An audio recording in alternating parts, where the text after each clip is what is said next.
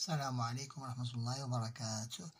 Aujourd'hui, on s'entraîne sur la table de multiplication à l'aide de la table de Pythagore de la multiplication. Maintenant, c'est quoi une table de Pythagore?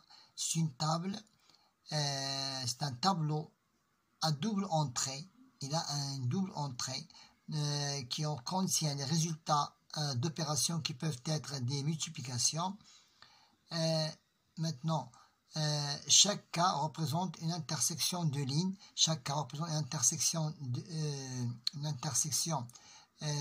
d'une ligne et d'une colonne, où il faut noter le résultat du produit des nombres qui sont en tête de ligne et de colonne. Exemple, la ligne c'est 1 fois la ligne, donc 2, c'est le résultat, le produit de 1 comme ligne et de 2 comme colonne. Donc 1 fois 2 est égal à 2. Maintenant, comment utiliser les tables de Pythagore? Premièrement, on a tracé ici une diagonale qui sépare le tableau en deux. De chaque côté, ici le premier côté et le deuxième côté, dans chaque côté il y a les mêmes produits. Donc si je prends ici 2 fois 1 est égal à 2, de l'autre côté, par commutativité, 2 fois 1 est égal à 2. Donc nous remarquons ici qu'il y a de chaque côté, il y a les mêmes produits. Et pour la diagonale, ici nous avons les puissances.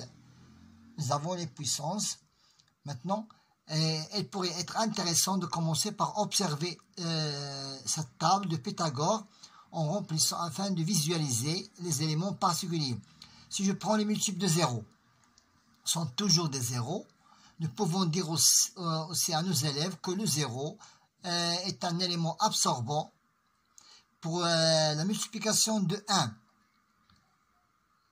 ne change rien, parce que c'est un élément, ou bien c'est un repère neutre.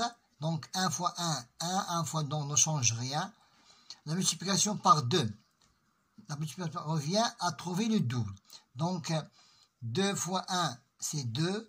2 fois 2, 4. Donc on trouve toujours le double des opérateurs que nous avons horizontalement ou bien verticalement. 3, le double 3, c'est 6. Le double de 4, c'est 8. Et ainsi de suite jusqu'à le double de 10, c'est 20. Maintenant, pour la multiplication par 10.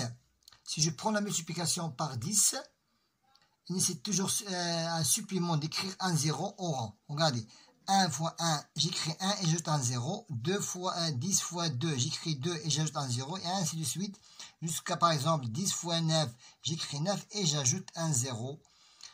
Lorsque la table de multiplication, maintenant, lorsque la table de 2 est bien maîtrisée, lorsque je peux maîtriser la table de multiplication de 2, il est facile de maîtriser la table de multiplication de 4.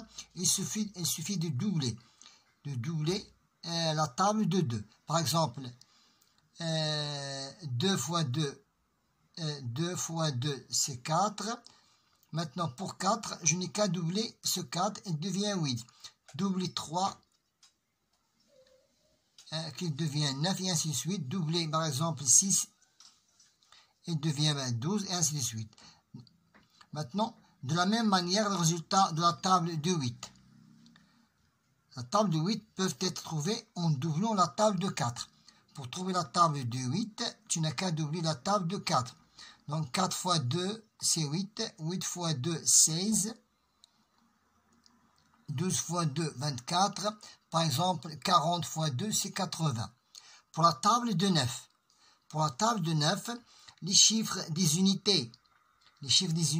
Par exemple, 9, 8, 7. Donc, les chiffres des unités croisent que les chiffres des dizaines décroissent. Ça veut dire quoi? Les chiffres des dizaines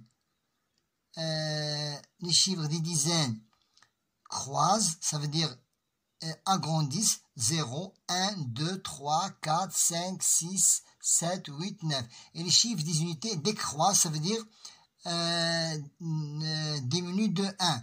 9, 8, 7, 6, 4, 5, 4, 3, 2, 1 et 0. Maintenant, nous remarquons ici que de l'autre côté, il y a toujours les mêmes. Donc, c'est facile d'apprendre la table de Pythagore. On s'intéresse seulement à la moitié du tableau. Et tu peux continuer ainsi les tables de multiplication de 11, de 12 et de 13 et de 14. Bonne chance.